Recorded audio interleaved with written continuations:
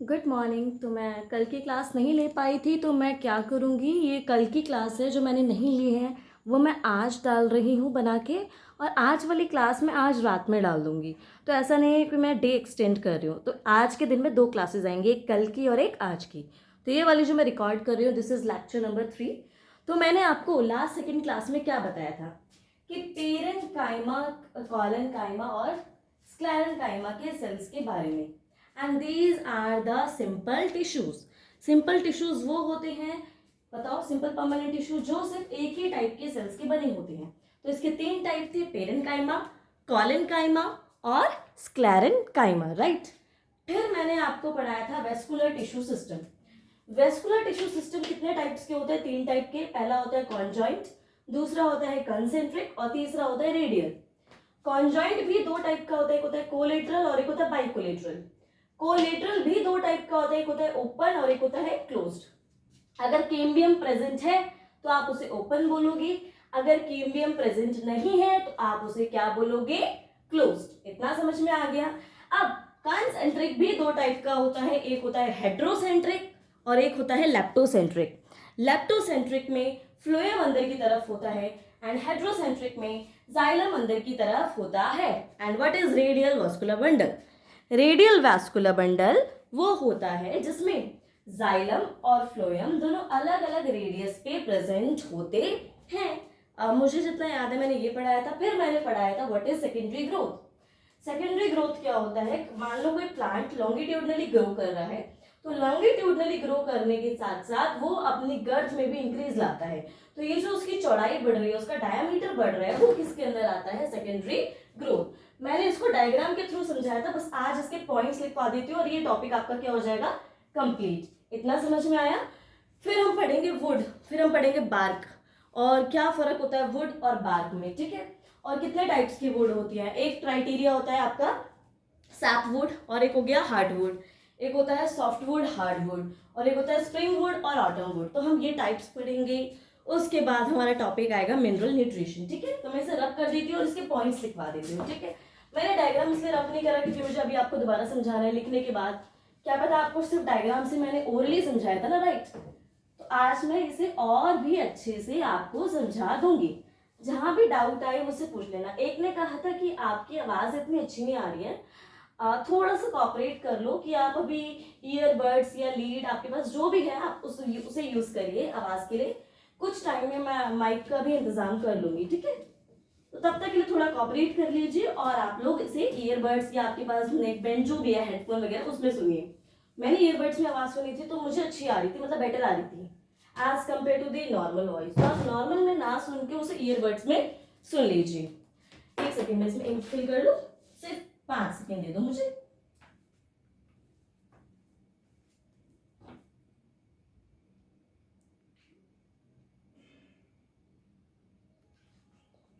हाँ जी, हो गई। फिर 1 सेकेंड बस, आपका टाइम वेस्ट नहीं होना चाहिए ना मेरी वजह से। आए हो और बस ये सब काम चल रहा है, वो ध्यान नहीं रहा मुझे, नहीं तो मैं फिल कर लेती पहले, ठीक है।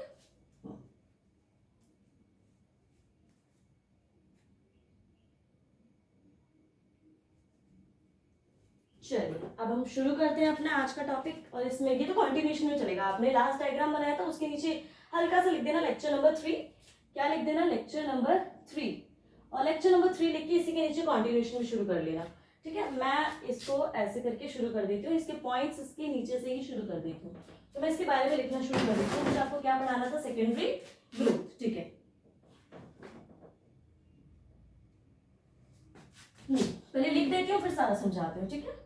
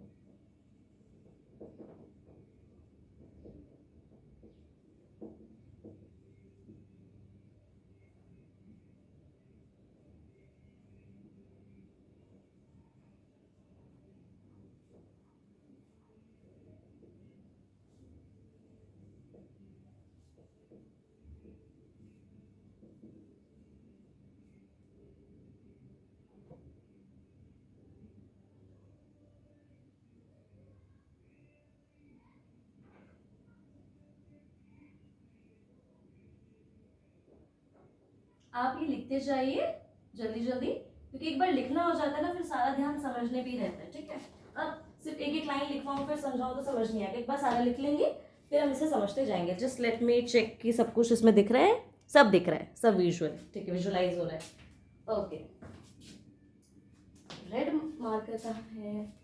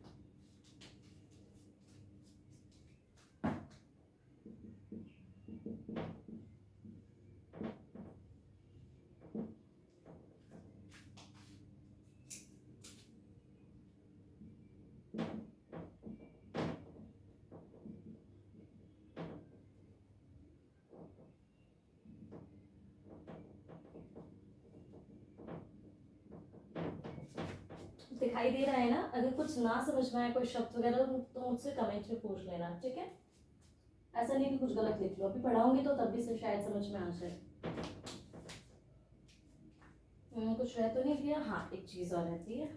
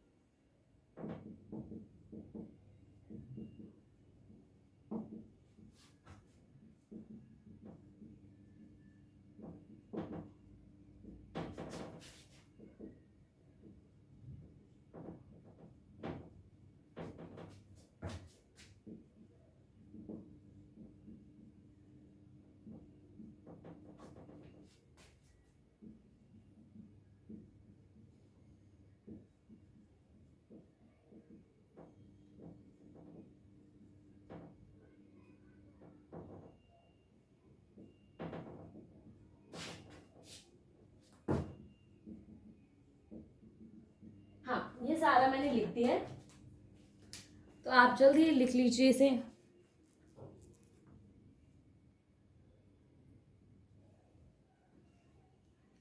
एक शॉर्ट में लिख दीजिए ताकि आपको डाउट ना हो।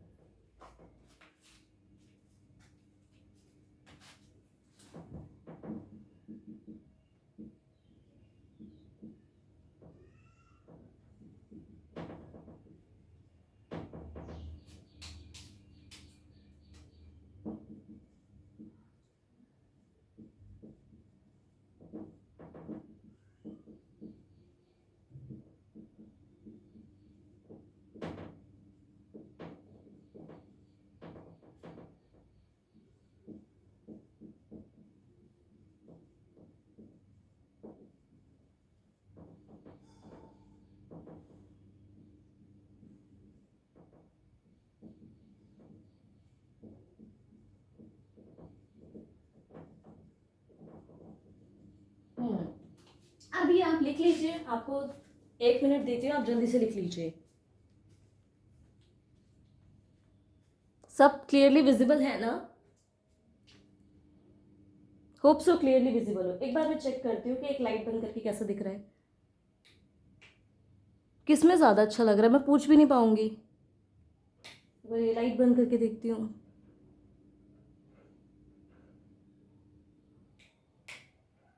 सब में अच्छा दिख रहा है, कुछ कह नहीं सकते। चलो लिख लो जल्दी से।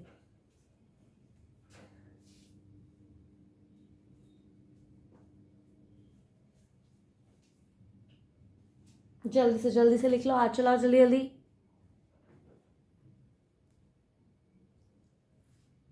देखा, जो ये डायग्राम बनाया था ना मैंने, इसी को एक्सप्लेन करने में इतने लाइंस चली गई।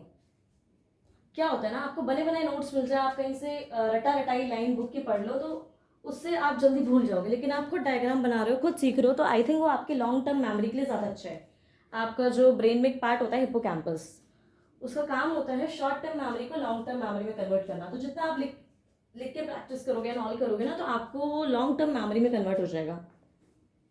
And now weather is like fully like rainy होने वाला है, अभी बारिश शुरू नहीं हुई है। Basically I am from Delhi, तो दिल्ली का वेदर तो ऐसा ही होता है। अब पढ़ने वाले बच्चे कहाँ कहाँ से हो तो मैं भी नहीं बता सकती, कौन महाराष्ट्र, कौन यूपी, कौन कहाँ से, ठीक है?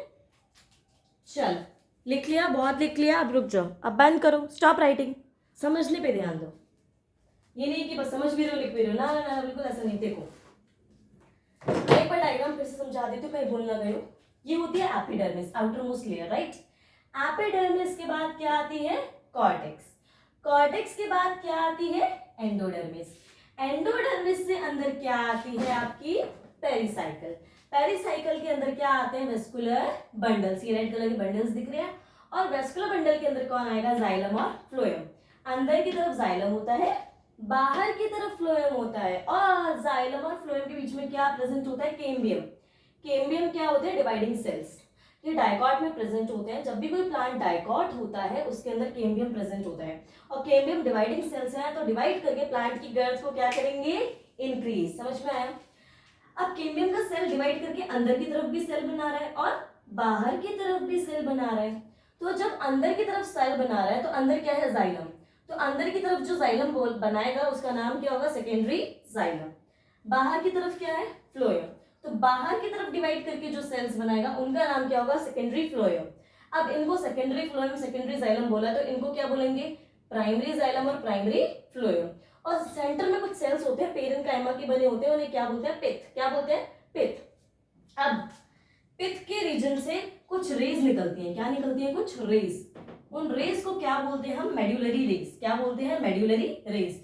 और ये मेड्यूलरी रेज भी किसकी बनी होती है, पेरेन्काइमा की। ठीक है। अब पेरेन्काइमा क्या है, permanent tissue, right. Permanent tissue है ना पेरेन्काइमा, राइट। और परमानेंट टिश्यू नॉर्मली डिवाइड नहीं करते। तो मेड्यूलरी रेज बनी है पेरेन्काइमा की और पेरेन्काइमा डिवाइड नहीं करते। तो जो परमानेंट टिश्यू होते हैं जब डी डिफरेंशिएशन करते हैं तो दोबारा क्या बना देते हैं, मेरिस्टेमेटिक टिश्यू। तो मेड्यूलरी रेज एक क्या है, परमानेंट टिश्यू। इस परमानेंट टिश्यू ने डी डिफरेंशिएशन करा और क्या बना दिया दोबारा, मेरिस्टेमेटिक टिश्यू। मतलब डू नॉट डिवाइड से डिवाइडिंग सेल बना दिए। तो अब मेरा बताना ये है कि मेडुलरी रेज से डी डिफरेंशिएशन करके क्या बनता है, क्या बनता है, इंटरफेसिकुलर कैम्बियम। आप देखो जो रिंग्स के अंदर कैम्बियम प्रेजेंट था उसको बोलते हैं इंट्राफेसिकुलर कैम्बियम। क्या बोलते हैं, इंट्राफेसिकुलर कैम्बियम, क्योंकि वो इनसाइड द रिंग प्रेजेंट है, inside the vascular bundle present है। अब ये मेडुलरी रेज ने डी डिफरेंशिएट करा और फिर दोबारा से क्या बनाया, एक इंटरफेसिकुलर कैम्बियम। क्या बनाया, एक इंटरफेसिकुलर कैम्बियम। तो इसने दो इंट्रा को जोड़ दिया, फिर इंटर ने दो इंट्रा को जोड़ दिया, फिर इंटर ने दो इंट्रा को जोड़ दिया, फिर इंटर ने दो इंट्रा को जोड़ दिया। अब देखो जो कैम्बियम प्रेजेंट था जाइलम और फ्लोएम के बीच में, उसने वो डिवीजन करता है और सेकेंडरी फ्लोएम और सेकेंडरी जाइलम बनाता है, राइट। लेकिन पित्त के रीजन से कुछ रेज निकलती हैं जिन रेज को क्या बोलते हैं, मेडुलरी रेज। और वो मेडुलरी रेज किसकी बनी होती है, पेरेन्काइमा की। किसकी बनी होती है, पेरेन्काइमा की। और वो डी डिफरेंशिएट करेंगी और क्या बनाएंगी, इंटरफेसिकुलर कैम्बियम। तो जो मेडुलरी रेज होती है परमानेंट होती है। अब कोई भी परमानेंट टिश्यू डी डिफरेंशिएट करेगा तो दोबारा मेरिस्टेमेटिक टिश्यू बनाएगा। तो मेडुलरी रेज ने डी डिफरेंशिएट करके क्या बनाया, सवाल ये है क्या बनाया, इंटरफेसिकुलर कैम्बियम। समझ में आया। अब यहाँ देखो जो कैम्बियम जाइलम और फ्लोएम के बीच में प्रेजेंट है उसको क्या बोलते हैं, इंट्राफेसिकुलर कैम्बियम।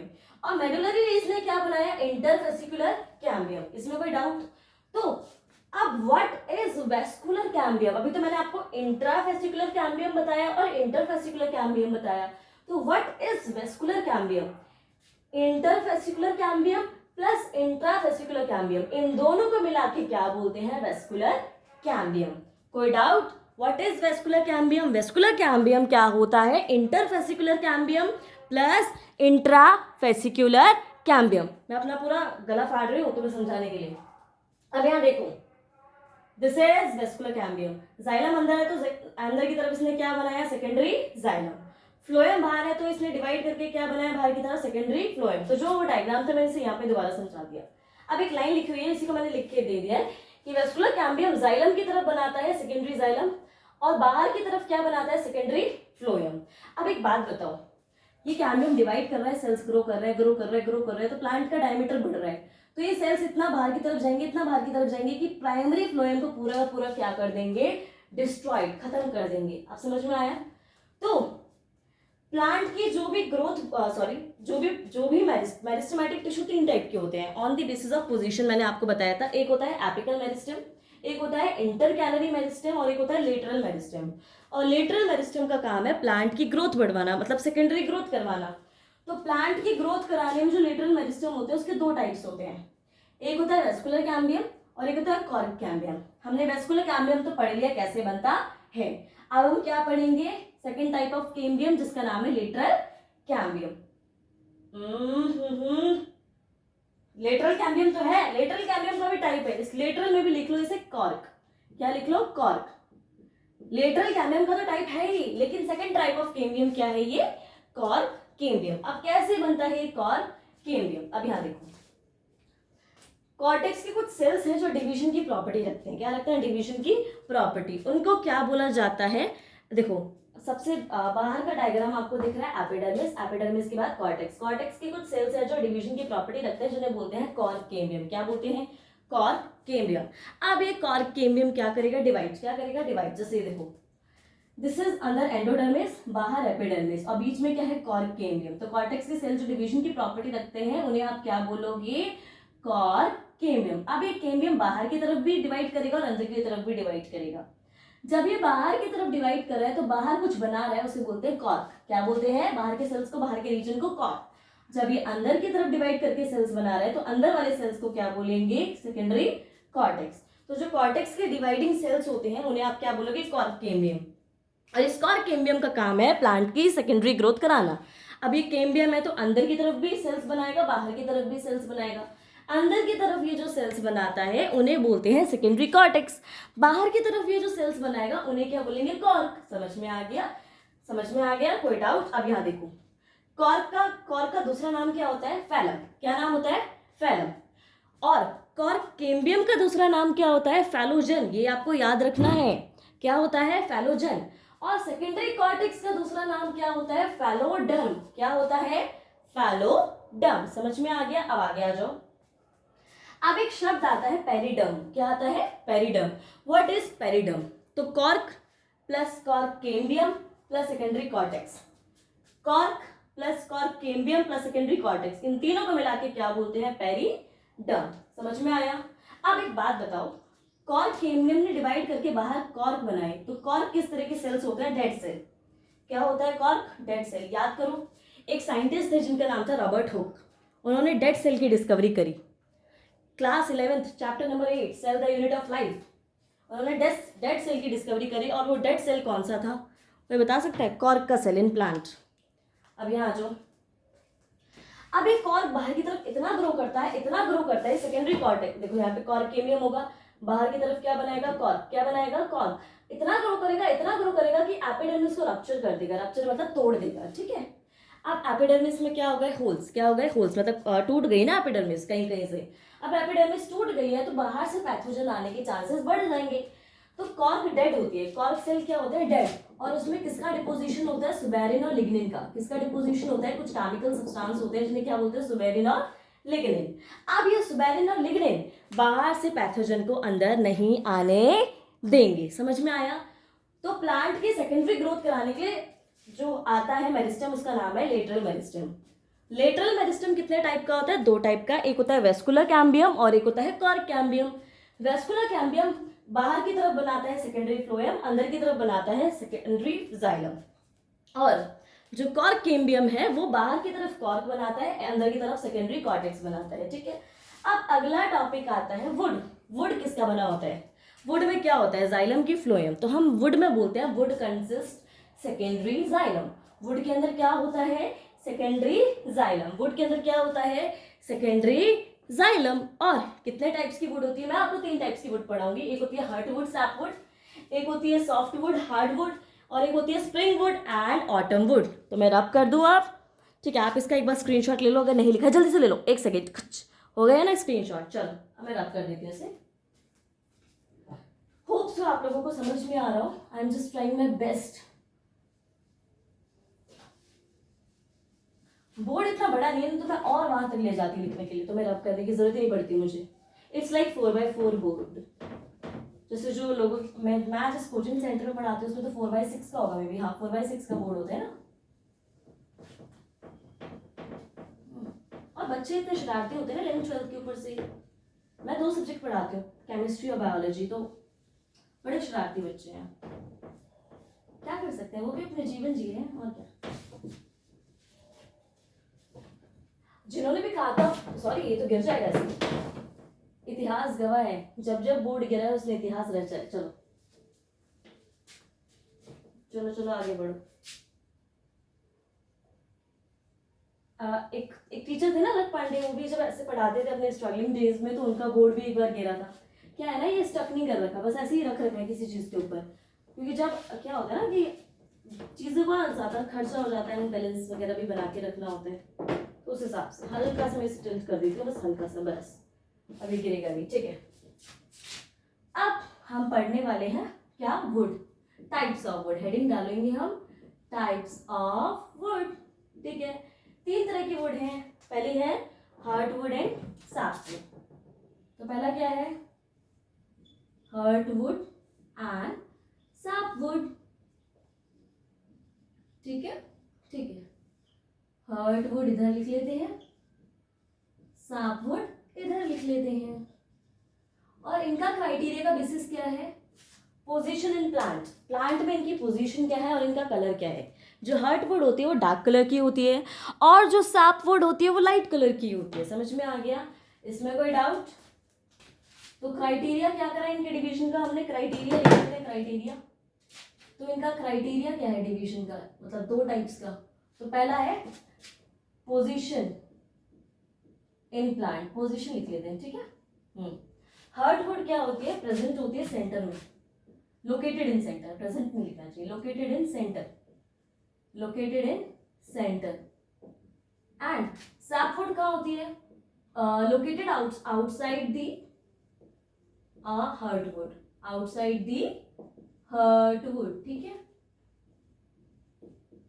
और हम क्या कह सकते हैं, कौन ज्यादा कंडक्शन करता है चीजों का। अगर दोनों सेकेंडरी जाइलम से बने हुए हैं तो जाइलम, वुड क्या होती है, सेकेंडरी जाइलम, वुड क्या होती है, सेकेंडरी जाइलम। और जाइलम किस चीज का कंडक्शन करेगी, वाटर और मिनरल्स का। तो किसमें अच्छा कंडक्शन होता है, वाटर एंड मिनरल्स का, तो आप बोलोगे सॉफ्टवुड। किसमें अच्छा कंडक्शन होता है, conduction occur in softwood and conduction do not occur in hardwood, and hardwood appear dark and softwood appear light. इतना समझ में आया, मैं इसका एक डायग्राम भी बना दूंगी। तो conduction do not occur here, conduction of water and mineral do not occur, conduction of water plus mineral do not occur, do not occur। लेकिन सॉफ्टवुड में conduct here, conduction of water plus mineral occur, water plus mineral occur, ठीक है। और it appears dark, it appears dark. और हम softwood के बारे में क्या बोलेंगे, इट अपीयर्स लाइट। अब यहां देखो, इसका एक डायग्राम बना देते हैं यहाँ पे। मान लो this is the periderm, this is the periderm, periderm की बात कौन आएगी, फ्लोएम, ठीक। अब ऐसे समझ जाओगे तुम, बिल्कुल अच्छे से समझ जाओ।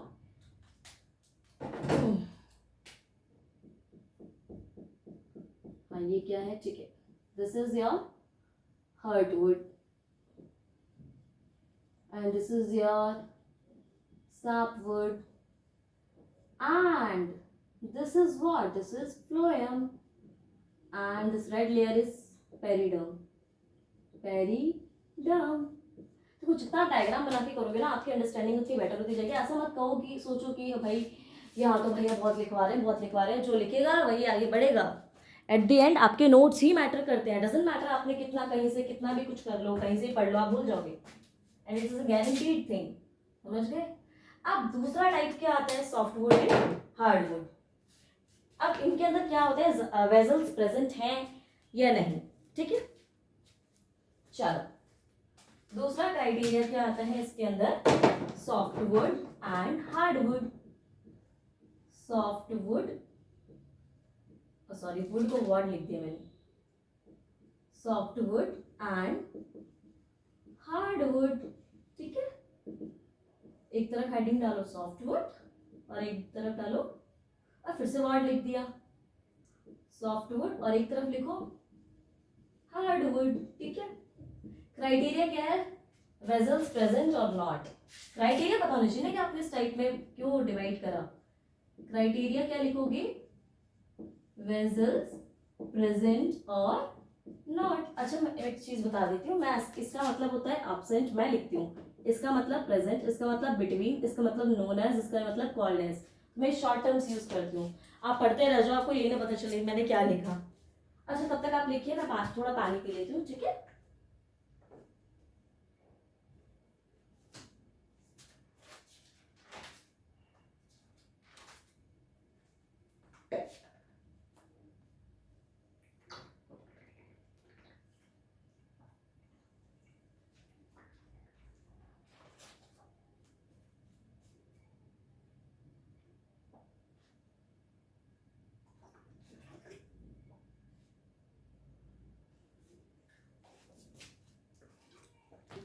होप सो आपको सब समझ में आ रहा हूँ, एंड इट इज इजी, इतना भयानक भी नहीं है, ठीक है।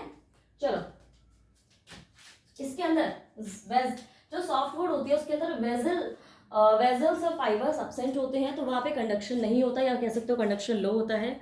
लेकिन हार्ड वुड में वेजल्स और फाइबर्स प्रेजेंट होते हैं, तो वहां कंडक्शन होता है और ज्यादा होता है, ऐसे लिखेंगे हम, ठीक है। Vessels and fibres are absent, और यहां क्या लिखोगे, vessels and fibres are present. अब कंडक्शन, हाँ ऐसा लिख सकते हो, कंडक्शन में और may not occur. Conduction if do not occur, लेकिन अगर हुआ तो कह सकते हैं लो हो सकता है। वेरी हाई कंडक्शन, वेजल है तो किसका कंडक्शन करेगा, वाटर और मिनरल। वेरी हाई कंडक्शन, कहीं कोई भूल जाए किसका कंडक्शन, मैं लिख देती हूँ वाटर प्लस मिनरल्स। चलो सॉफ्ट वुड के अंदर कौन कौन है जो जिनकी वुड सॉफ्ट वुड होती है, जैसे जिम्नोस्पर्म्स। जिम्नोस्पर्म्स, इनके पास सीड तो होता है बट इनके पास क्या नहीं होता, fruit. They do not form fruit. और हार्डवुड का एग्जांपल कौन है आपके, एंजियोस्पर्म्स। एंजियोस्पर्म्स, ठीक है, अभी समझाऊंगी, बस लिखती जा रही हूँ मैं। अब तीसरी टाइप के आते हैं spring wood and autumn wood. Spring wood और ऑटम वुड का एक और नाम है early wood and late wood, क्योंकि जो साल के सीजन में जो पहला सीजन आता है इट इज द स्प्रिंग, तो इसीलिए इसको उस टाइम पे जो वुड बनती है उसे बोलते हैं अर्ली वुड। एंड में जो आता है वो क्या आता है, ऑटम। तो ऑटम के टाइम पे जो वुड बनती है उसे बोलते हैं लेट वुड, क्योंकि वो लेट बनती है ऐसा नाम रखा है साइंटिस्टों ने। स्प्रिंग वुड, जिसका एक और नाम है, अच्छा ऐसे कर लेंगे, spring wood and autumn wood. Spring wood and, कुछ हिल रहा है क्या, एंड ऑटम वुड, ठीक है। यहाँ लिखेंगे स्प्रिंग वुड। एक बार ये वुड का टॉपिक हो जाए फिर हम बात पढ़ लेंगे हल्का सा है, 2-3 लाइन का, फिर हम पढ़ेंगे प्लांट का न्यूट्रिशन, मिनरल न्यूट्रिशन। जब हमारे 11th-12th में 11th में मिनरल न्यूट्रिशन का चैप्टर होता था ना, तब बच्चों को फिर भी पता रहता था, लेकिन अब जिन बच्चों को पढ़ाती हूँ उनके में से ये चैप्टर ही उड़ चुका है, गायब, और उनको तो बोझ लगता है पढ़ना। नोन एज, इनको क्या बोलते हैं, अर्ली वुड। अर्ली वुड, इनको क्या बोलते हैं, नोन एज लेट वुड, ठीक है। बिकॉज भी लिख लेते हैं, because it forms late in end of year, season, end of season भी कह सकते हैं, because it forms, अच्छा हाँ, मैं because को ऐसा लिखती हूँ क्योंकि मैं बहुत आलसी इंसान हूँ, because it forms early in year, ठीक है, इसमें कोई डाउट। हाँ यहाँ पे जाइलम वेजल्स प्रेजेंट होते हैं एंड इनका नंबर भी ज्यादा होता है। Here xylem vessels are present and their number is more, and मैं नंबर को ऐसे लिखती हूँ, तुम्हारे लिए अभी पहले लिख रही हूँ ना ताकि तुम धीरे धीरे आदत हो जाए तुम्हें। Here xylem vessels do not present, ठीक है।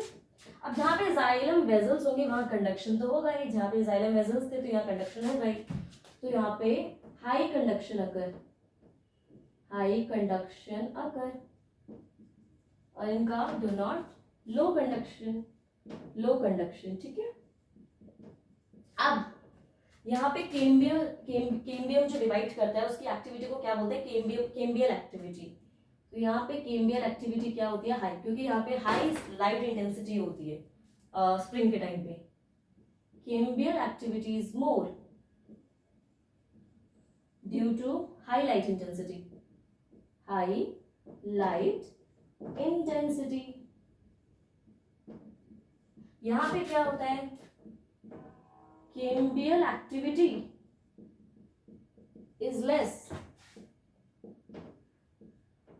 is less due to low light intensity, due to low light intensity, ठीक है। और यहाँ पे अगर यहाँ पे जाइलम वेजल्स ज्यादा है तो यहाँ पे जाइलम फाइबर्स क्या होंगे, क्या होंगे, जल्दी बताओ, जल्दी बताओ। अगर जाइलम वेजल ज्यादा है तो आप कह सकते हो कि जाइलम फाइबर भी ज्यादा होंगे, नहीं, क्या होंगे, जाइलम फाइबर क्या होंगे, कम होंगे। अगर वेजल ज्यादा है तो फाइबर ज्यादा कैसे हो सकते हैं, here xylem fibres are less, जिसकी वजह से and it results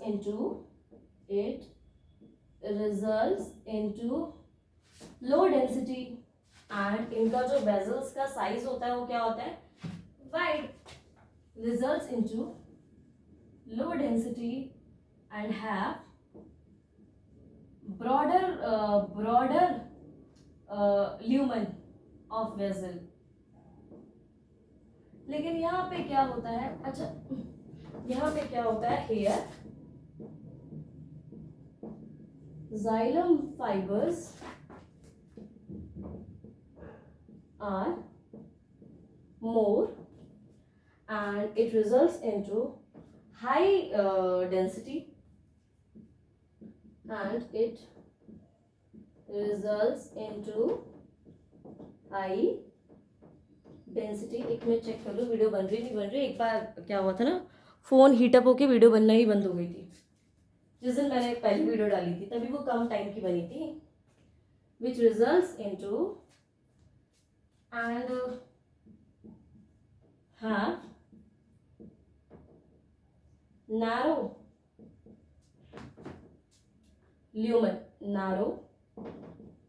lumen of vessel।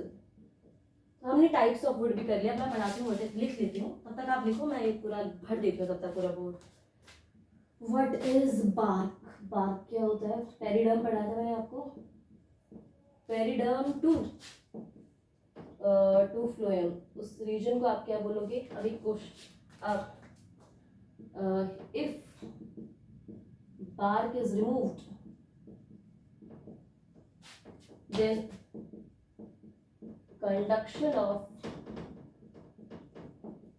water plus minerals occur, but translocation of food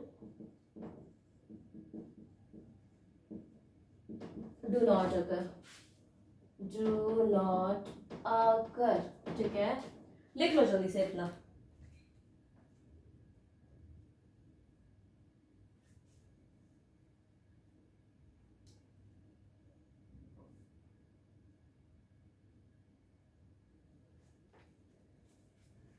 लिख लो जल्दी से इतना। अब जब तक ये लिख लो मैं तब तक थोड़ा सी जगह बची है, मैं उसमें ये भी लिख लेती हूँ। मेन हेडिंग डालना मिनरल ट्रांसपोर्ट, फिर मैं उसमें कुछ डेफिनेशन लिखवा देती हूँ, तब तक आप ये लिख लो, क्योंकि मेरे पास बोर्ड है तो टाइम की बर्बाद करना। आप तो पॉज करके भी लिख लोगे ना। मैं फिर भी ऐसा एज्यूम कर रही हूँ कि आप मेरे साथ ही पढ़ रहे हो, ठीक है, ताकि आपको भी ऐसा ना हो कि हाय हाय इतना सारा लिखवा दिया। सुनो अलग से, लिखो अलग से।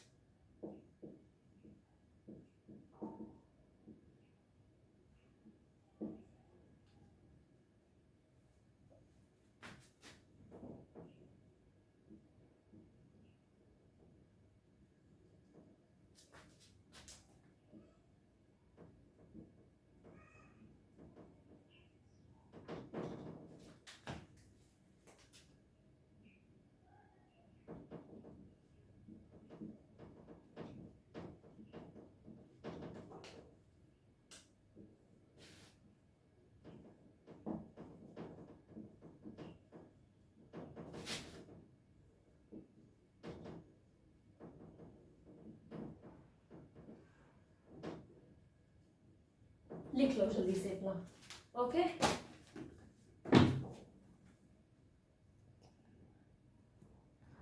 कोशिश करती हूँ कि इतना पढ़ा के तुम्हारी छुट्टी कर दूँ, लेकिन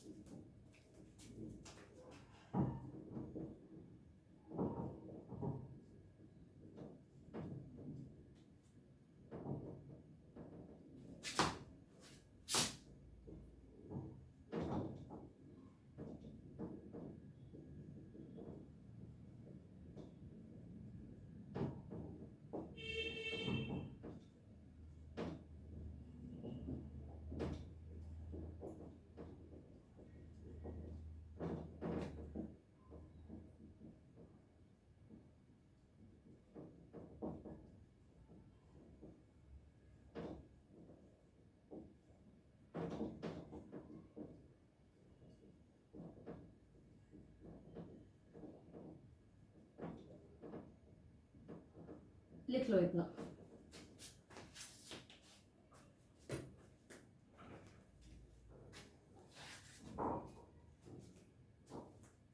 I am just sweaty sweaty. दिखाई दे रहे हैं ना, सब दिख रहे हैं ना? ठीक है, चलो। मेरा मार्कर उड़ गया पढ़ाते पढ़ाते, ये रहा। ठीक है, स्केल ले लेते हैं। चलो, टाइप्स ऑफ वुड।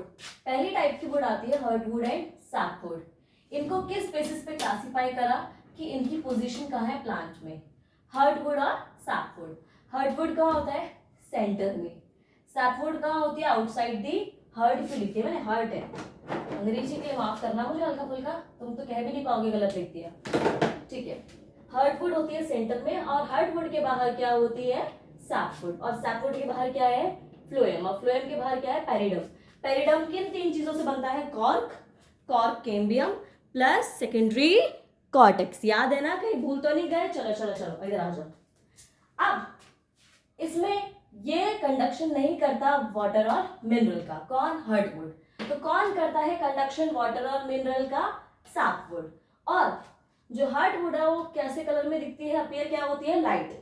सैपवुड कैसे अपीयर होती है? सॉरी, हार्डवुड अपीयर होती है डार्क एंड सैपवुड अपीयर होती है लाइट। सॉरी, गलती होगी।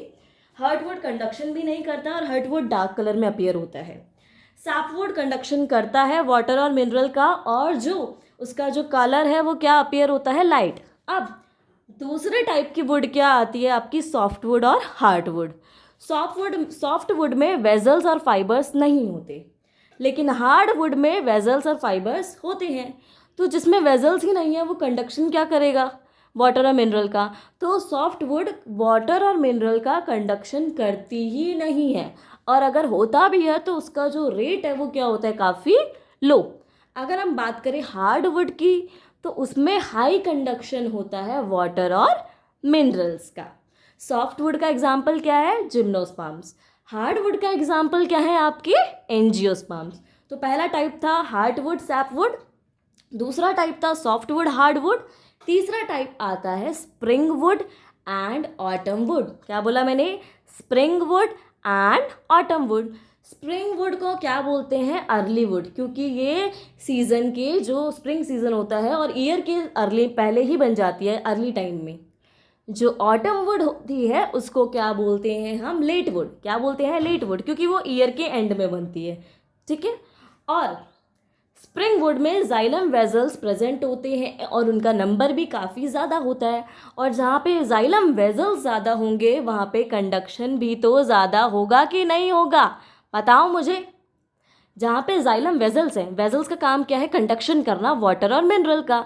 स्प्रिंग वुड में जाइलम वेजल्स का नंबर भी ज़्यादा है तो वहाँ उनका कंडक्शन भी ज़्यादा होगा और हाई कंडक्शन होगा।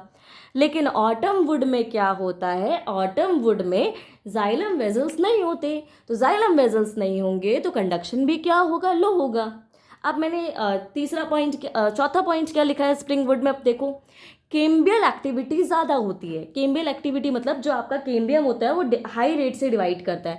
डिवाइड करके क्या बनाएगा? या तो सेकेंडरी जाइलम, सेकेंडरी फ्लोएम, या फिर क्या बनाएगा? कॉर कॉर आपका सेकेंडरी कॉर्टेक्स। तो कैम्बियल एक्टिविटी इतनी हाई होती है, क्यों होती है?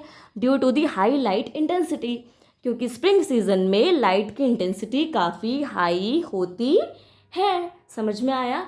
अब हम क्या बोल रहे हैं ऑटम वुड में, देखो ऑटम वुड में कैम्बियल एक्टिविटी क्या होती है? लेस। ऑटम वुड में कैम्बियल एक्टिविटी क्या होती है? लेस, क्योंकि वहाँ पे लाइट की इंटेंसिटी भी क्या होती है? कम। समझ में आया? अब पांचवा पॉइंट देखो, स्प्रिंग वुड में वहाँ पे जाइलम फाइबर्स कम है। अब फाइबर कम है तो उनकी डेंसिटी भी क्या होगी? कम, और उसकी वजह से वेजल का साइज़ भी क्या होगा? काफ़ी ज़्यादा। अगर क्योंकि वेजल ज़्यादा था तभी तो वेजल अच्छे से कंडक्शन कर रहा था। अगर फाइबर्स आ जाएगा तो वेजल का जो ल्यूमेन है, मान लो कोई हॉलो सिलेंडर है, उसके अंदर के स्पेस को ल्यूमेन बोलते हैं, और उस हॉलो सिलेंडर को आप मान लो जाइलम वेजल, वेजल के अंदर के स्पेस को क्या बोलेंगे? ल्यूमेन। जैसे मैं एग्जाम्पल के थ्रू समझाती हूँ, शायद नहीं समझे। Like this is the register and this is your vessel, this is your vessel, this is your vessel। तो वेसल के अंदर का जो स्पेस होता है आप उसे क्या बोलोगे? ल्यूमेन। तो this hole is a lumen. अगर यहाँ पे जाइलम फाइबर्स कम है, आसपास जाइलम फाइबर्स कम है, तो वेसल का जो ल्यूमेन है वो ब्रॉड होगा। अब जाइलम फाइबर्स ज़्यादा हो गए, अब क्या हो गए? ज़्यादा। तो इतना डिपोजिशन हो जाता है कि वेसल का ल्यूमेन क्या हो जाता है? नैरो। तो ऑटम वुड में जाइलम का जो वेसल नैरो हो जाता है due to the deposition of xylem fibre. लेकिन स्प्रिंग वुड में जाइलम फाइबर कम होता है तो डिपोजिशन भी कम होगा, तो वेसल का ल्यूमेन क्या होता है? ब्रॉड, क्योंकि वहां पे डिपोजिशन इतना नहीं होता है। समझ में आया? इसमें कोई डाउट? कोई डाउट तो नहीं? आ जाओ इधर, आ जाओ आ जाओ आ जाओ जल्दी।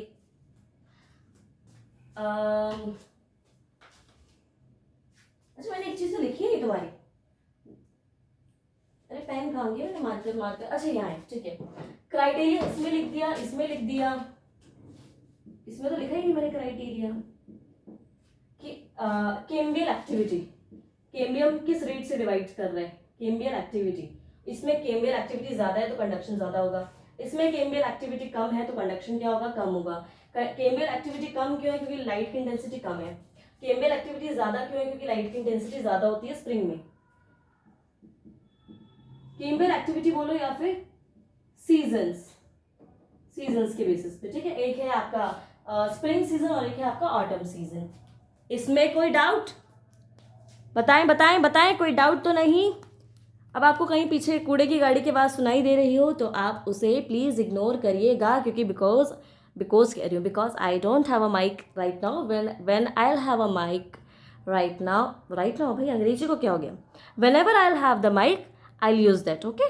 तो मेरी सैलरी आ जाए फिर मैं आप लोगों के माइक खरीद लूँगी, तो आपको ये तकलीफ भी नहीं होगी। लेकिन प्लीज़ पढ़ाई पे ध्यान दो, पढ़ने वाले कैसे भी पढ़ लेते हैं, है ना। चलो, अब अगला शब्द आता है बार्क। क्या होती है बार्क? पेरिडम पढ़ाया था, पेरिडम किससे बना होता है? बताएं, पेरिडम किससे बना होता है? पेरिडम 3 चीजों से बना होता है। एक होता है कॉर्क, एक होता है कॉर्क कैम्बियम, और एक होता है सेकेंडरी कॉर्टेक्स। इन तीनों चीजों से मिलकर क्या बनता है? पेरिडम। पेरिडम के बाद क्या आता है? एंडोडर्मिस। क्या आता है? एंडोडर्मिस। एंडोडर्मिस के बाद क्या आएगी?